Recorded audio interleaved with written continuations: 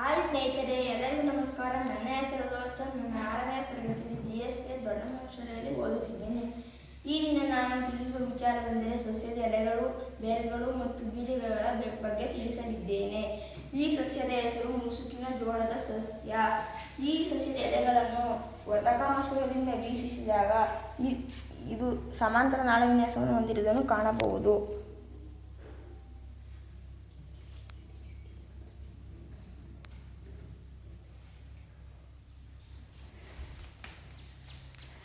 ಇದಾದ ನಂತರ ಬೇರುಗಳ ಬಗ್ಗೆ ತಿಳಿಯೋಣ.